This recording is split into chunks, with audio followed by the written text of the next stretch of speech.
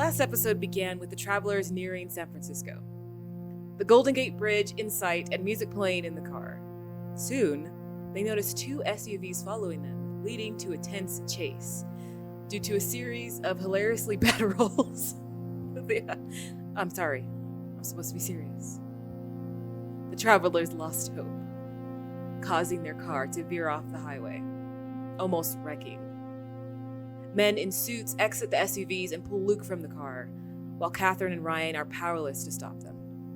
The men place Luke in one of their vehicles and drive off.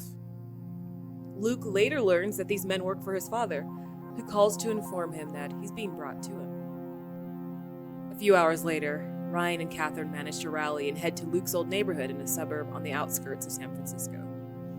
Using a neurocaster station, they uncover information about Luke's father working on a new building project with a man known as the Radiant Shepherd, the very man Katherine has been searching for.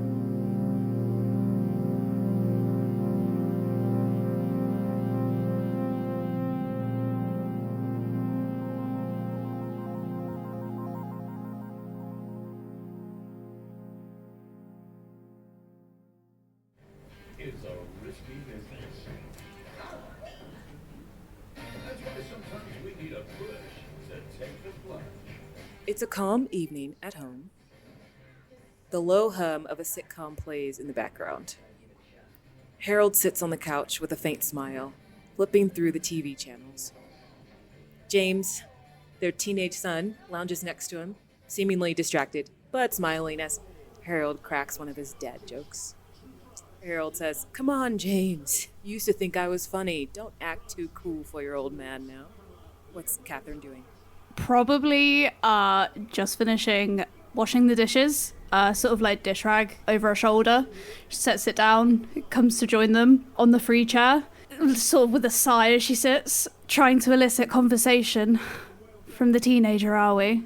And she sort of like looks at James. Go on, humour him. Just for tonight? You see that Harold gives James like a playful nudge, trying to lighten the mood. James's smile fades a little bit, and you could see that his mind is clearly drifting elsewhere. And Harold is like, "I know things have been tough, but this is just a phase, right? You'll head off to college soon and put all this behind you, get a fresh start." And you see that James barely reacts. You see his eyes are kind of distant. He's lost in thought. Harold says, "We're gonna get through this, okay? No matter what, buddy." The setting shifts to the kitchen table. It's late at night. James sits across from Katherine. The table is scattered with brochures and pamphlets from a group called the Luminaries. The sunburst logo seems to glow under the dim kitchen light. James is visibly more agitated, trying to explain himself. "Mom, you don't get it. The Luminaries aren't some weird cult, okay? They're offering something real, something I need. They talk about finding your true self, about being seen for who you are. That's what I want." And he pushes like the brochures towards you as he's trying to explain everything he can't quite put into words. She kind of thumbs through one of the pamphlets. "And I understand that it's important for you. I do. It's just, with college coming up and applications, it's just... I don't understand why you can't do both. Why it has to be all or nothing with you sometimes." "Listen, Mom, the Radiant Shepherd, he gets it, okay? He sees people like me, people who are lost. This isn't just a group, it's a family. They're offering me hope. I need this, Mom." Lost? Need a family? You have a family, James. We're a family. You've never... This isn't... "You don't get it." And he stands up and goes to his room.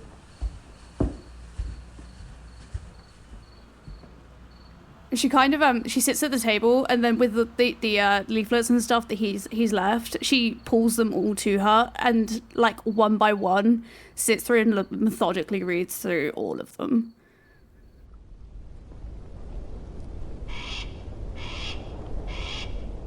We cut to a hot, dusty clearing in Southern California. It's the Cleansing, an annual event held by the Luminaries, though technically illegal. A large crowd, all dressed in white, stands transfixed. James is among them, eyes wide with reverence, hanging on to the Radiant Shepherd's every word. And you see on this makeshift stage, the Radiant Shepherd raises his arms, his voice booming over the crowd. Look around, my children. The world outside is collapsing. People lost, without purpose, chained to the neuroscape.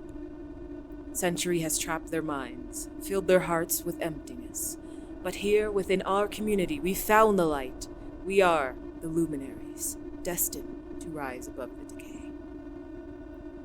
Out there, they stumble in darkness, but we are preparing for the dawn. The new world is coming and we will lead it. We don't need the hollow promises of the old ways or the poison chains of technology.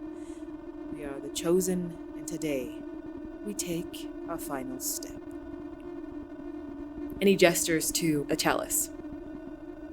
He says, this elixir is the key to our awakening.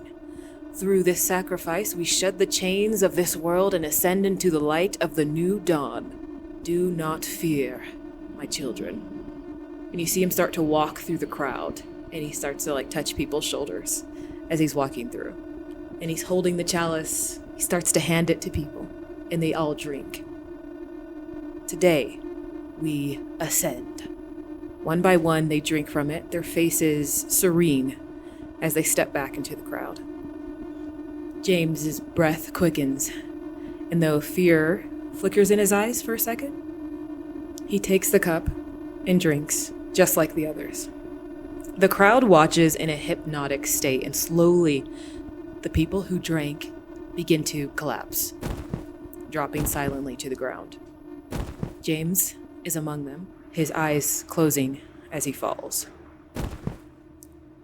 And you can hear his heart beat rapidly, and then it slows, and slows, and then beats its last time.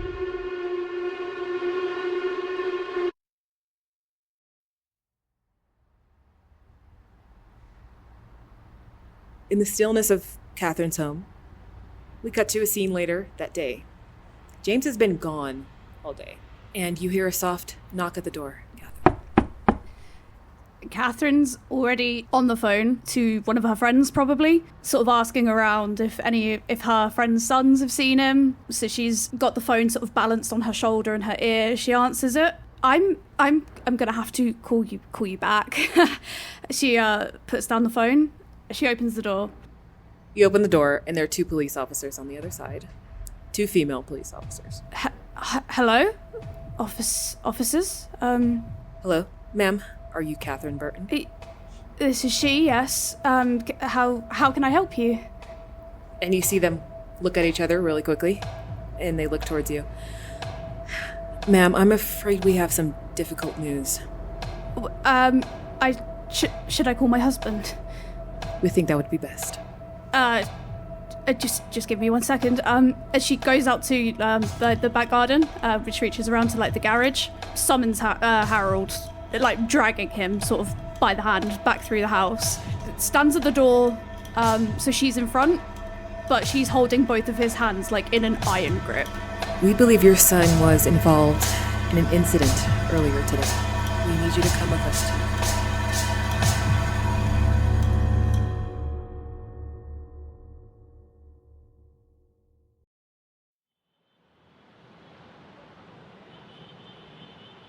We are now back in San Francisco. As you get closer, the city feels alive. It does not feel like Bakersfield or any of the other small towns you drove past when you're on your way here. Cars fill the streets, neon signs buzz, people move about like it's any other day. It's the 90s, but there's an odd, futuristic touch to everything.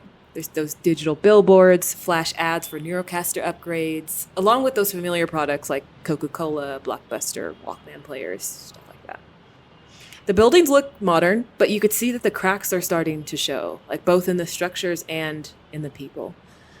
And then, on the sidewalk, you spot them, Katherine and Ryan, a group in white robes moving in unison. You see sunburst pendants hang from their necks, and they chant quietly, repeating, We are the light. We are the dawn. Over and over. Out of place, yet unnoticed by the busy city around them. What do you do? Katherine kind of feels like the breath sort of leave her body, tries to catch it again before sort of composing herself and turning to Ryan. The white robes, you see them? Yeah, and they're chanting something. Is it like a religious thing? Mm-hmm. They're saying we are the light, we are the dawn. You heard that before? It sounds familiar, but I don't know who would have told me it. It's I don't know if James ever mentioned it or anything to you. It's the Radiant Shepherds people. Oh, I mean, he mentioned the group a little bit, but that was around the point I stopped seeing him as much. Usually he had something with the group. I always figured. And he asked you not to tell me where he was going. I know all about it, Ryan. Yeah. That's not what this is about. It's when I was looking for information. Yeah. Luke's dad was doing some work with the Radiant Shepherd. Like he's a member? I don't know if a member as much as a partner. Oh.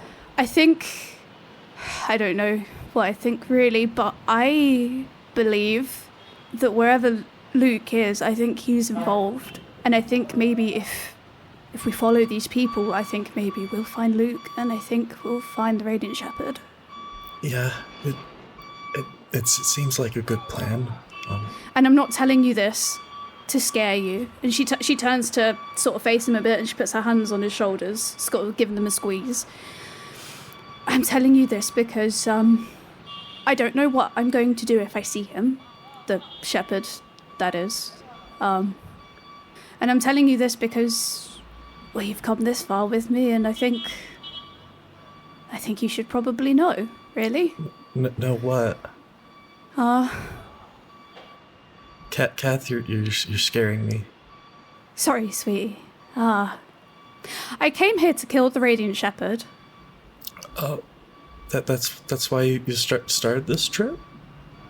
I guess it makes sense. I mean, I didn't figure I'd ask because I figured I'd get left behind if I pried a bit, but it was strange how Luke was so worried about your trip.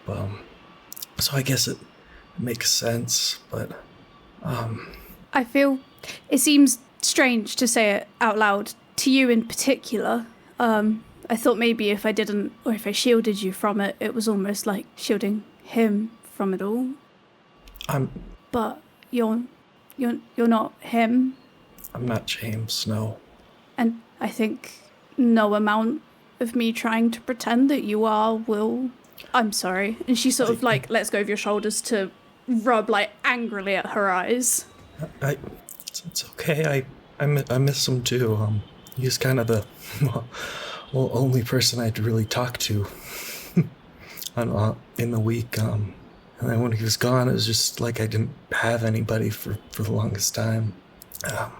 So I'd just sit there, kind of just waiting to hear his call, but it would never come. But so I get it. I You don't get it, but and she smiles softly. But that's okay.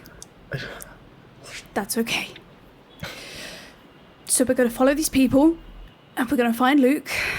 We're going to find the shepherd, and we're going to right a very big wrong that has happened to us. Okay? Okay. Yeah. And we're all coming back from this, right? She hesitates for a moment before answering. Yeah, of course we are. Good. Ryan gives kind of just a strange smile and kind of just nods. Yeah. Oh, okay. Okay. Is it possible to follow the people in white cloaks at all? Yeah, you don't have to make any type of agility or wits roll to be sneaky. They are very much in their own headspace and not paying attention at the moment to who is following them. so you can follow them to where they're going. Amazing. Where are they going? You'll see.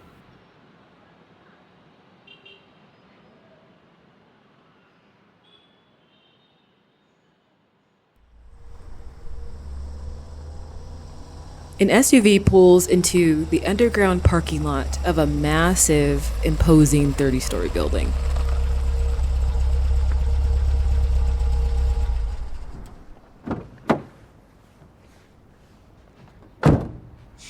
The lot is cold and eerily silent, lit by harsh fluorescent lights that reflect off the concrete floor, and Luke, feeling the weight of the situation, has only one last glimmer of hope on that character sheet as he's roughly handcuffed with his arms behind his back.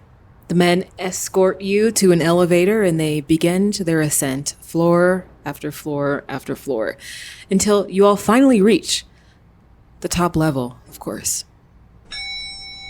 The doors open with a ding, revealing a large, lavish suite with floor-to-ceiling windows offering this panoramic view of the city. And inside the suite, a man stands with his back to you all, dressed in a sharp, dark suit, staring out over the city.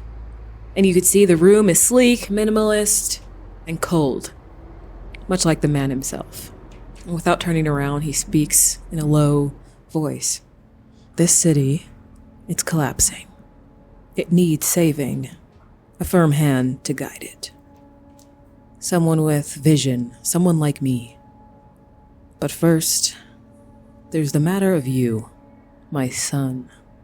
He turns around to face you. Hello, Dad. Look at you. All this time, and you still haven't learned. Running away from your family. From me. It's pathetic, really. It's a bit high-strung for me, I believe. To believe that I would have stayed with you after what you have done to Mom. And what did I do to her? And he has a small smile on his face. Since she hasn't contacted me, I think you just killed her. Prove it. I don't have that yet. That's why I'm here.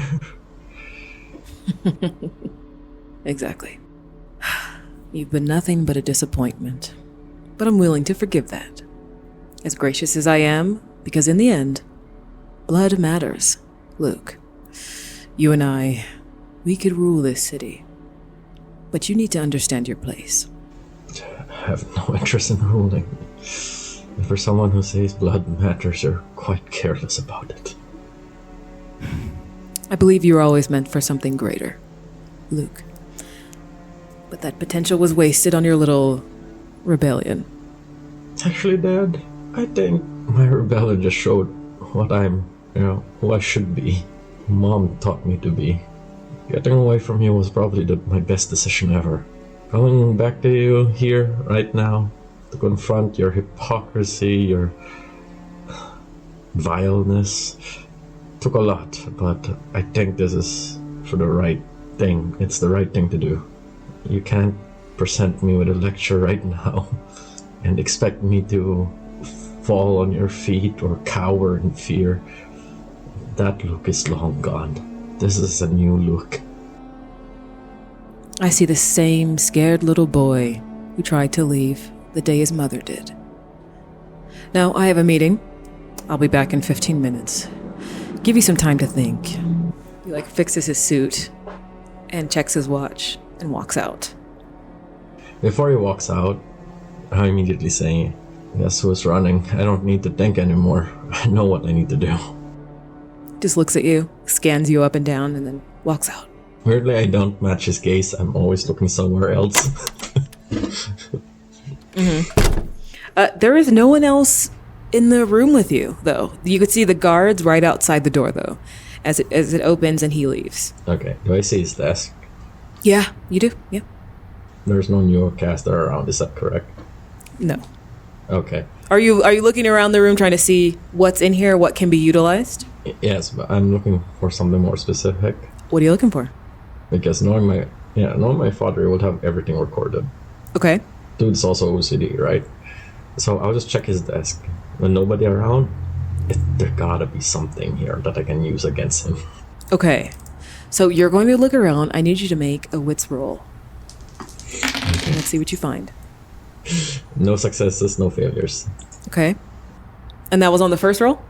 That's on the first roll. So you're looking around his desk. You see like certain paperwork and notes and things like that, but this doesn't look of any importance to you. It looks like you could see like building blueprints and stuff like that. But Of this building? yeah. I try to look that over just to keep it in mind, just so I have a general idea about the layout of this building. I'm assuming this is not a place I come by often. No. This is very. You could see that these blueprints are very new, very fresh, like as of last year.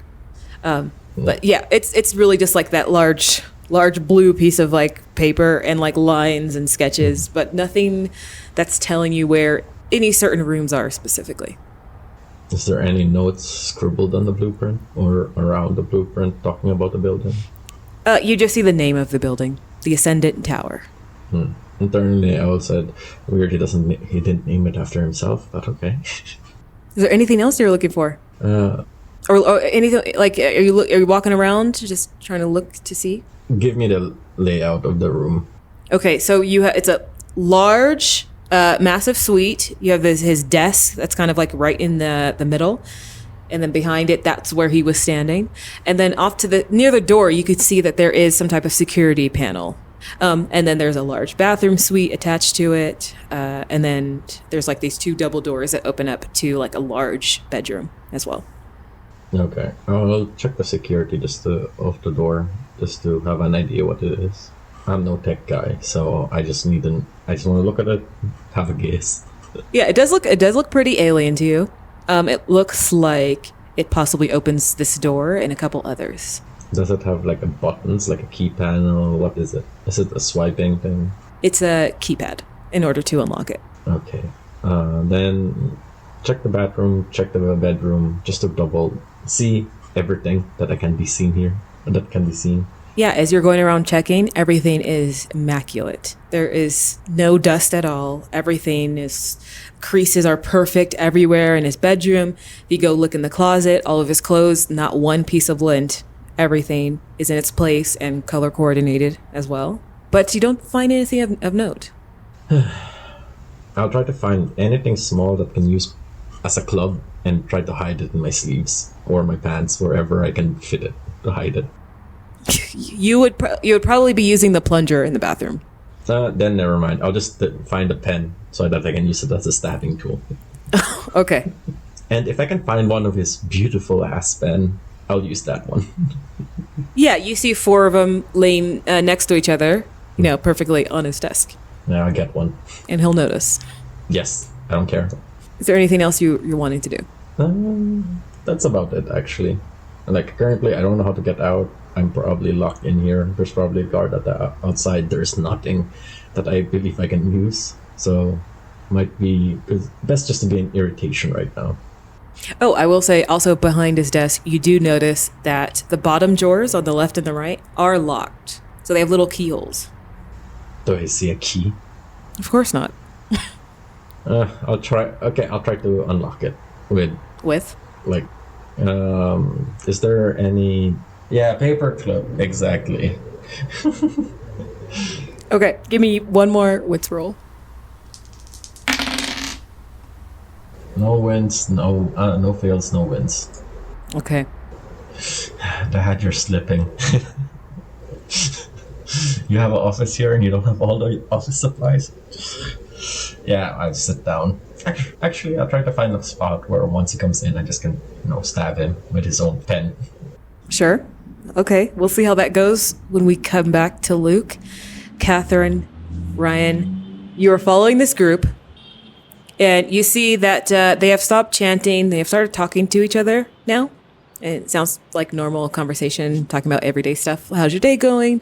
Is your son, did he get accepted into the blah, blah, blah? You can hear like parts of it as you're walking. And soon enough, you see the large words, the Ascendant Tower.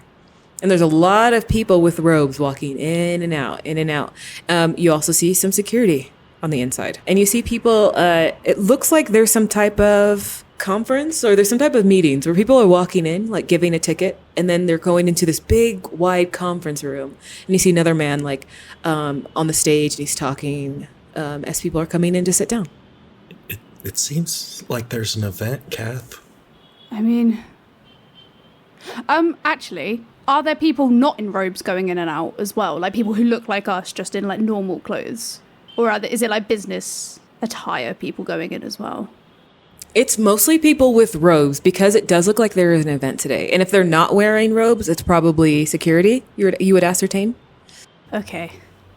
She'll turn to Ryan. I mean, that's good for us. And then she kind of like tries to peer sort of like through the doors from where they're standing. Security looks pretty tight though. Yeah. I mean, fine, let's just... And then she'll go up to the security, like up at the doors. Yeah, one of them, a man looks at you. Hi. They actually open the door for you. So it's like large glass windows. That's why you guys can see everything on the inside. But he opens the door for you. He says, "Hello, how can I help you?" Hi, hello. My son and I, we've heard so much. Just passing by, we've heard so much about the work of the Radiant Shepherd. We were wondering if we could get some more information. Maybe not on how to join. We're quite nervous. You see, it's a big step to take. After all, we were just wondering if we were able to get any more information. I'm sorry, I'm so nervous. No worries. If you go to the front desk there, and he points to a front desk in the middle of the building, they should be able to give you some more information. I don't know how much I can give you now. No, that's a massive help. Thank you so much. Come on, Ryan, and she'll sort of like put her hand, like on his back to guide him through first, towards the security, the reception desk. So you go to the front desk, and you see a couple of women like typing away at some computers. Mm-hmm. And they say, "Oh, hello. Welcome to the Ascendant Tower. How can we help you?" Hi. Could we learn a little bit more about the Luminaries? Oh, yes, of course. Well, of course you've come to the right place. This is our main headquarters in San Francisco. Are you looking to join the event today, or just learning about some basic information? A little bit of basic information, but we are a tad curious. I mean, an event, that sounds pretty big. Oh, okay. Well, the event, you do have to purchase tickets, but you will be accepted in if you can. And she pulls out, like, has some pamphlets and stuff like that, and some, like, intake forms, and she has, like, clipboards, and then has two, and then hands them both to you guys. So if you can just fill out this information, we're going to need some, basic information about who you are and, confirming who you are, of course, and then we'll go from there. And I'll give you a tour of the facilities. Oh, okay. Ryan will look down. That sounds ideal. How much for tickets, if you don't mind me asking? As she starts like filling out, like the tickets are $25 per person per night. We don't have 25, do we? I'm looking at my sheet. I vaguely remember Ryan had money tucked away, but I feel like Ryan will kind of suddenly tug on Kath's shirt and kind of palm the card over that black card that says Richard on it. Her eyes kind of widen at him, like in a "how did you have this" sort of way. But then she looks at the receptionist. We definitely love the tour and some basic information, but if we could get 2 tickets, perhaps if we started on one night to start with, that would be fantastic. And then she slides the card across the desk. Oh, well, thank you very much. And we will get this all taken care of. You just take a seat off to the side, and once you get those forms filled out, we will give you a tour of the facilities. We will get you your robes, and we'll get you your sunburst pendant. Does that sound good? That sounds great. Yeah. Right, Mom? Perfect, yeah. Mm-hmm. We'll sit over there. Perfect, and welcome to the new dawn. How is Katherine feeling at this moment? She is genuinely, her head is spinning in the same way it did when the police told her she had to identify a body. Part of that is because Ryan has just called her mom. Obviously, it's part of the bit, that sort of thing. It's the first time someone's called her mom since her son died, and part of it is the idea of having to put those robes on. and being in this place. Like, it's suffocating. But like, there's no other path forward. Like, it has to be done. And it is just as suffocating as it was when she found out that James died. Like, it is the exact same feeling. It feels like James has died again, but this time it's like her doing it. And what about Ryan? What does he think of this whole experience? It's definitely kind of surreal. He feels out of place, and so he's kind of writing out in his chicken scratch all the information, wondering why they need so much of it as he kind of flips through the clipboard. But as he looks at the people with robes, they seem to be purposeful, and so he kind of just seems like the outsider on it. So he'll occasionally glance at Kath to see how she's doing, and then glance at the people just to see what is it about this place that draws people to it. The feeling that you get is it's quite warm in here, and the people seem genuinely nice and welcoming to each other. As everybody's like talking to each other, you can hear small conversations of people asking, like, "Oh, how was your day? How's your son doing? Did your daughter graduate from law school yet?" It's like talking, and you're hearing people like, "Oh, we're going to the food center in the building over, and then we're gonna go hand out food to the homeless." And everything sounds right in here. Sounds really good. Too good, maybe. The tension will kind of relieve from Ryan's shoulders. Kind of just looks around. These people seem nice enough. Maybe it was just a bad apple here and there that caused it to go so south. So he's a little less hurried in filling it out. A little more conscientious about what he's putting down. Yeah, and you would notice that in these forms, they're asking about your background, your family, your beliefs. They ask about sacrifices. There's a section on health and clarity of mind, your mental, emotional, and physical health. So it might seem intrusive to some. It seems like a long process. They want to know a lot about the person coming into the community. He pauses a bit, and you can kind of see as he gets to the line about his parents, and kind of goes into that similar mindset of just filling out what he's told everybody before. And then as far as his mental state, he kind of just marks NA on that, and skips a few of those. But with the sections he's more comfortable with, he puts in a little bit of detail, just about his hobbies, about his interests, stuff like that. I think for Kath, when she's like filling out the form, like the letters are just like swimming on the page. So like as she's trying to write, she kind of realizes she's written something wrong, and she goes to cross it out, but she's kind of sweating a bit, and like she smudges a little bit, and she's like trying to like tell herself to keep it together. She lies the whole way through, not like outlandish or anything, but just like, like she just uses stories from like friends and that sort of thing to fill in the gaps and that sort of thing. The actual document looks like a mess, like chicken scratchy. Like there's multiple smudges from where she's like just sweating, like writing it out.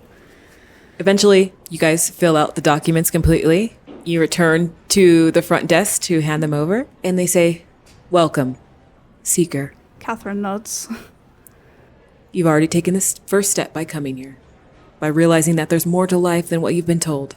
You're ready to embrace the light within you, aren't you? Yes, yeah. We're here to see the light. The woman stands up, and of course she's wearing the white robe as well, and she says, "Here we strip away the distractions of the outside world so you can see clearly. So please follow me." And she shows you around the facilities of the building. There is like a children's area on one end. You keep walking. There is a large kitchen. It's all very new. You can see some people are working in the kitchen already, like preparing food. You can smell it. It smells really good. You can see people like setting up chairs and tables, getting something ready. They're preparing something, like setting up the cutlery and stuff like that. Are you guys having a banquet? It smells great. Well, you guys have come on a great day. Today is the Embrace. We hold this once a month for new members. It's an opportunity to meet the Radiant Shepherd himself and to fully experience the power of our community. Are you ready for that moment? Well, I'm sorry, the Radiant Shepherd's here. Yes, he is here. He comes to the Embrace every month. Oh, he's a great man, honey. Don't be nervous. And she taps you on. I've heard that. Oh, he's amazing. He's very charming too. Have you met him? Oh, yes. How you've met him? Yes, those of us who work here meet him on a regular basis. Truly life-changing man. But anyway, we're moving along. And here's a gift shop. There's lots of stuff in there. There's some robes in there. And she takes it to the gift shop.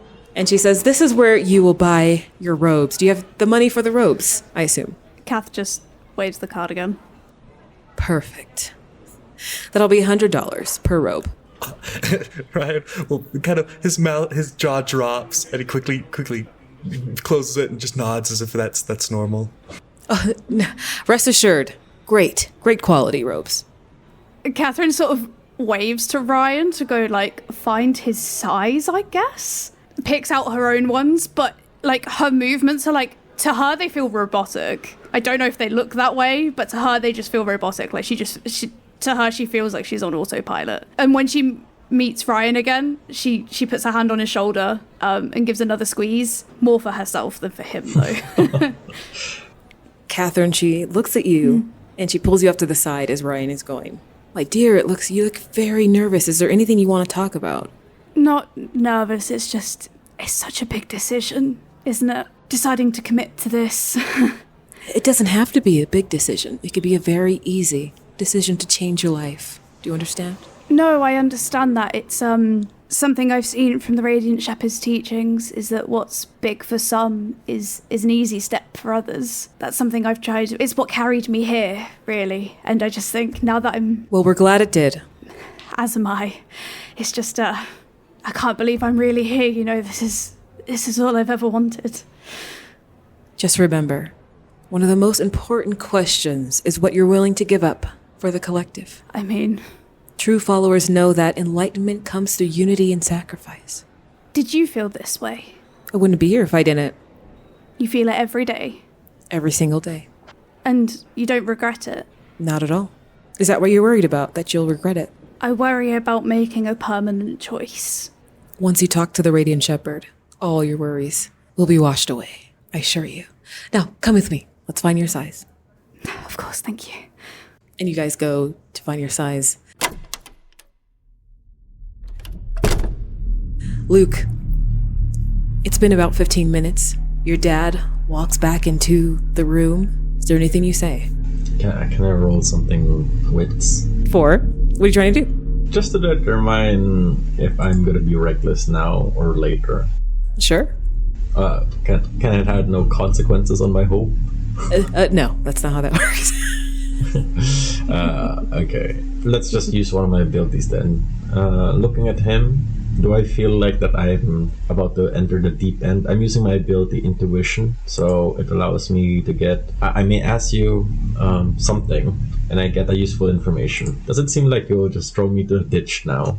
Or does he has other plans for me? Okay. It seems like there are other plans for you. He actually came in holding a white robe. Fine. I won't do anything stupid. He comes into the room. Mm-hmm. He says, there is an event happening downstairs. Please change your clothes and be ready to walk in a new light, son. I slowly reach out for the robes. I won't really comment. I just look at him. Well, actually, I'm just looking at his tie. I still can't look at his face and move to change my clothes in the toilet. Okay. You change your clothes, and when you come out, you see that there are 4 security back in the room waiting for you. Okay. Since I didn't got frisk, I still have the pen, so that's fine.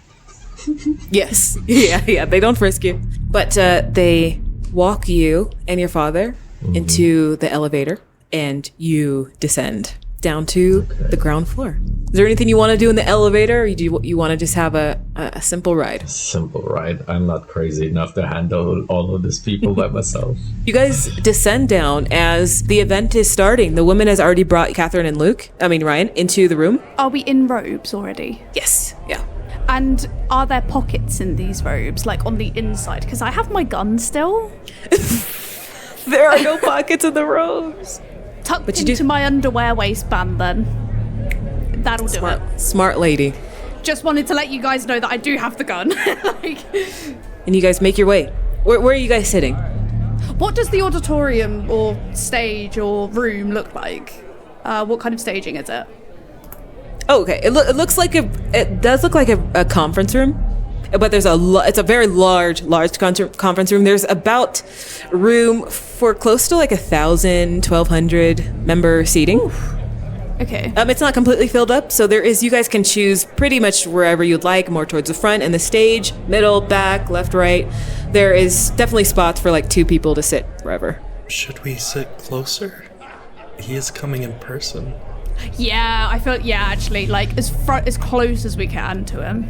Okay, so the first 2 rows are already taken, kind of like cornered off, and you see like more, it looks to be like more important people are sitting there. And I need you both to make a wits roll as you're just looking around the room. I want to see if there's anything else that you kind of catch in this room and in the building in general. Okay, remember to tell the people, Arcturus, remember to tell what you got. Yes, zero successes. So I think Ryan's a little bit more distracted listening to the people in like the chairs, and they're getting generally excited with their excitement. So okay, Meg, I need you to say how many dice you just rolled and how many successes and failures. I rolled 8 dice, got 0 successes, and I actually lost count of how many failures I got there. That was about 4, 5, 4 or 5 failures there. So yeah, I think would you like to push? No, I only have one hope. This is not the time to lose hope. Anybody who listened to episode 8, they are now very scared to push. Okay. You just kind of notice the basics. As you guys are trying to sit in the most like front row, closest to the front as you can, you see a side door open. You see 4 security guards. An older man walks in, and I'll show you.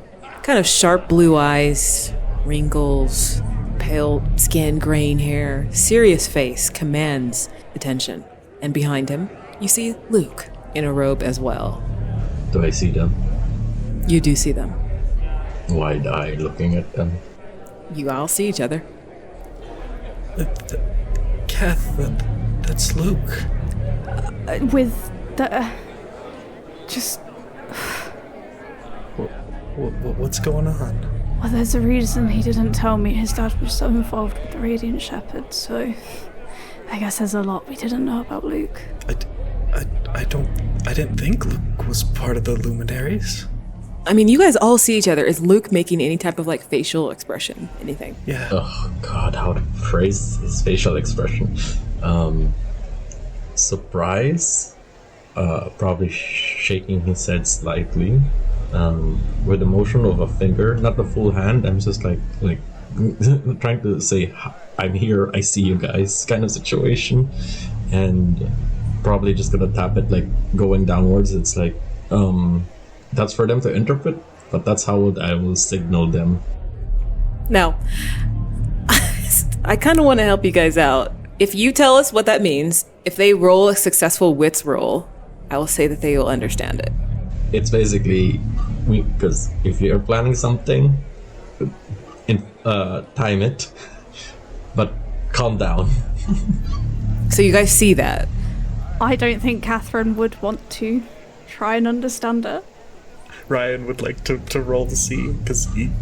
Yeah, let's do it. Go ahead and roll wits. So, rolling 4 dice, 0 successes, but he saw 2 and then down. He's like, he wants us to sit down. Kath, he wants us to sit down. So we're not too far from him. You see that that whole kind of crew sits down in the very first row. Okay. Also, on the road that me and Ryan are on, are we in the middle of our... Like, are we on the ends at all? Okay. So if we did need to make a quick getaway, we're going to have to slide through people to... There's only like 1 row in between you and Luke, and the security and his father. You can see more people shuffling in, but it's not too filled in. There's only like a couple people, but they're separate. They're not sitting next to each other. There are a couple people in front of you. So it's 1 person, there's a little gap, another gap, and then another person right in front of you. Luke, you see that you go to sit right in front of them, basically. Oh, okay. In front? Am I facing towards him, or am I facing to the crowd? No, No, you're facing the stage in front. Is Luke's dad next to him? Or is he gone to sit somewhere else? Yes, it's Luke's dad, Luke, security. Oh, shit. Actually, sorry, security's not sitting down with him. Security's off to the side standing. Okay, so I'm sitting next to my dad, and where's the Regent Shepherd? He's not here. Not yet, okay. How far away am I to Kath and Ryan? There's a row in between you guys. You can see Ryan's head just kind of bobbing over and trying to, as if it's like a movie theater, he's trying to peer over the other seats. Jesus, how to do this? I need to signal them something. I need something. If you're trying to be sneaky, that will be an agility roll. It's fine, I'm good with that. I'm just trying to figure out what kind of hand signal. As you're trying to figure it out, you start to see like lights go down a little bit. It's not completely dark in here, but kind of like mood lighting as you see a woman starts to walk on stage. She has red hair, freckles on her face, like pale skin, and she has a robe on, but it does look like it's embroidered a little bit.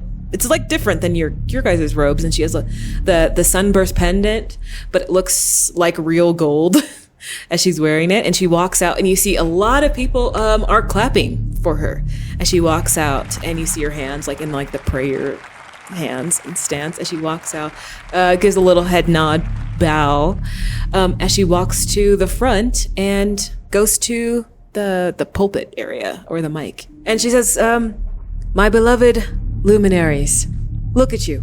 Each of you carries a spark within you, and tonight, that spark will begin to glow brighter, illuminating not just your path, but the path of those around you." And she starts to clap, and everybody else claps too. You hear some cheers too, coming from all around. What are you guys doing as you see all this, Ryan and Katherine? Kath keeps an eye on Ryan, like every so often. Like when her eyes aren't on the stage, she's looking at Ryan. She claps along, but like I don't know, she just doesn't feel like she's there. Like I don't clap. Out of body, yeah. Ryan kind of goes with the crowd and begins to clap a bit, but he's kind of he'll glance at Kath a bit, and there's this kind of worry to his look each time. You hear the woman, "We live in a world that is collapsing under the weight of its own darkness. Neurocasters stealing the minds of the innocent, corporations like Sentry exploiting the soul of humanity. But you are here because you see through it. You are here to embrace the light and become part of something greater than yourselves. And we are so happy that you are here." And she says, and it looks like she's looking right at you, Katherine. And then her eyes keep moving. "So, as we rise together. Tonight, you become part of the light, part of the dawn that will change the world. And now, we welcome our esteemed Radiant Shepherd." Everybody, people start standing up and like losing their minds a little bit too, like shouting loud for this man as he makes his way onto the stage. You see, he's not wearing one of the robes. He's wearing this very, a very expensive white suit. And you see his hair is like this dirty blonde, kind of goes in waves. Very, very handsome. These blue eyes, a little bit of a 5 o'clock shadow, strong jaw, and he walks onto the stage very confidently. And he smiles, and it looks genuine as you see him. I would like to insert while the crowd starts moving about. I want to ask quick, does my dad stand up also do the whole clapping? Yes. So everybody does stand when he comes to the stage. I tried to stand up, but I will also try to glance back at them, and I just want to look at Kat's face because I know something is about to go down with that person appearing. I need to see her reaction. Katherine's still seated, and she is visibly like shaking. Like she's staring dead ahead. Like her eyes don't leave him. Like when he's like turning to wave at people, her eyes follow him. Like every time he moves across the stage, but she is visibly shaking. Like fists clenched, like nails digging into the palms of her hands. I look at Ryan. What does he look? Ryan is kind of more focused on Kath. He's kind of trying to whisper in the crowd still, "Kath? I read my pen in my hat palm. She doesn't hear him. Whatever you're gonna do." You see him, you see the Radiant Shepherd, his arms are up, kind of like trying to get people to calm down. He's smiling really widely. It's like you see his arms calm, that calming motion to everybody as it starts to get quieter. Hello, new members. My name is Alexander Sterling, but I'm sure you all know me as the Radiant Shepherd. A name I will admit I did not give myself. But who am I to reject such a generous offer? Now, each of you standing here tonight is a beacon of light in a world so desperate for illumination. The old world clings to its shadows, fear, doubt, confusion, but you're different. All of you are different. You see beyond the distractions, beyond the lies. You're ready for the dawn that is coming in together. We will usher it in. Won't we? And everybody starts clapping and cheering for him.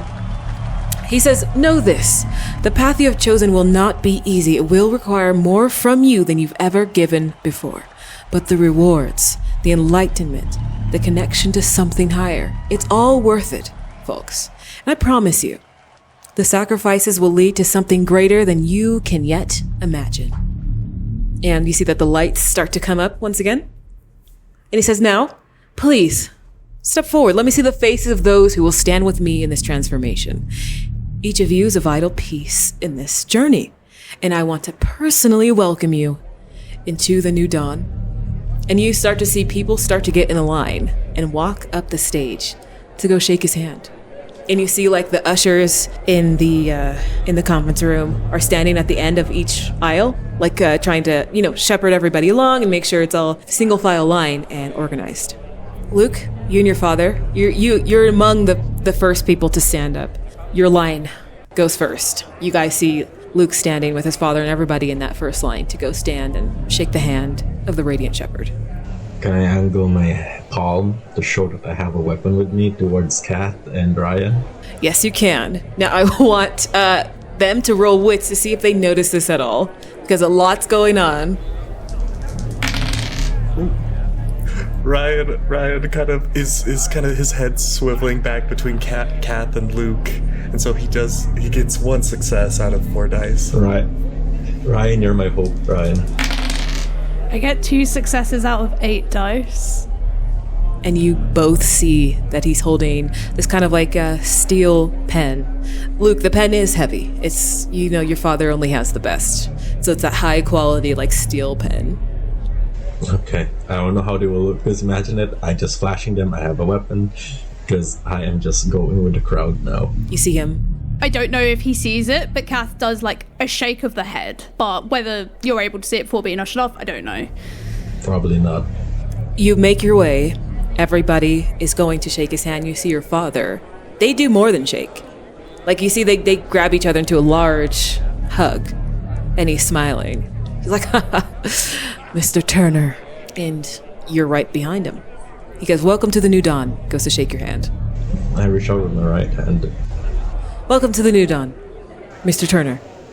He smiles at you. I'm looking in his jugular? Yeah, it's just jugular. I can't do eye contact. Luke is not eye contact person at this point. so I'm looking up there and shaking his hand.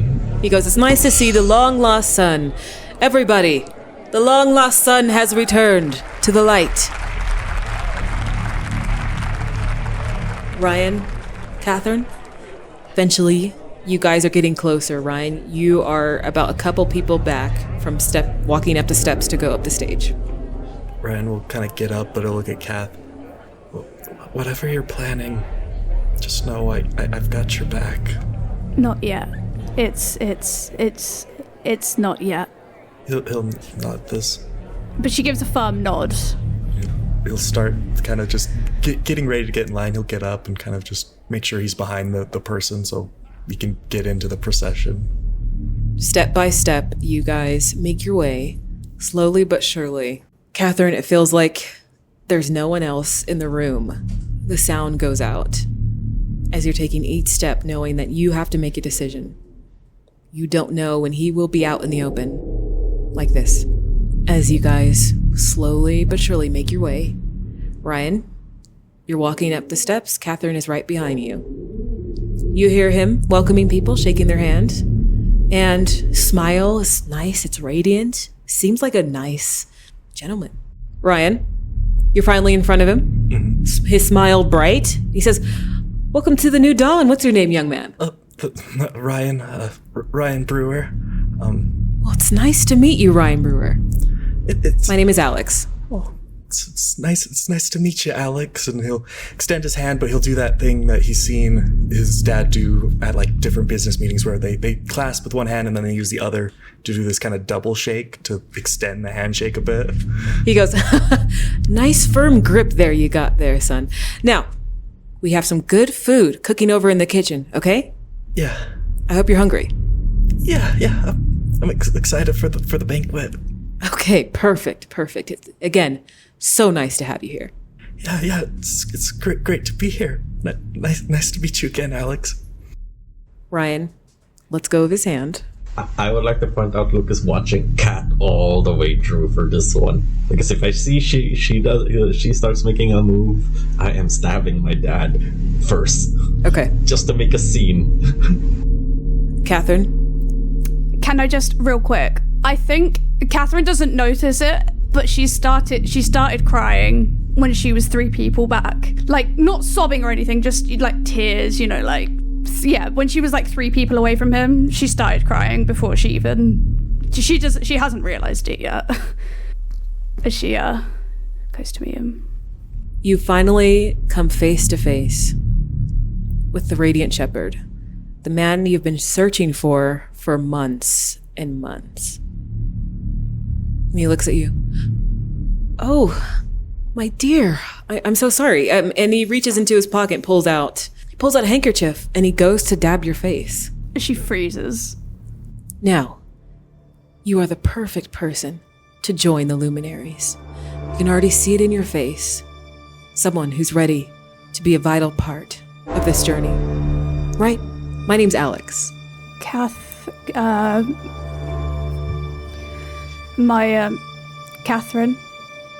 Catherine, a beautiful name. So happy to have you here. Welcome to the new dawn. He's smiling at you the entire time. I have a question. Listen, I don't have time for questions right now, but if you set up a meeting with me, I might be able to schedule you in, maybe within the next month or 2, okay? But there's a long line.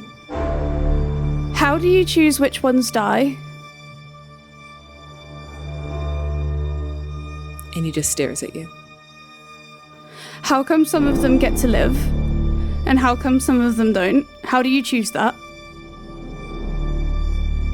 That is where we will end that episode. No! Gosh. Oh.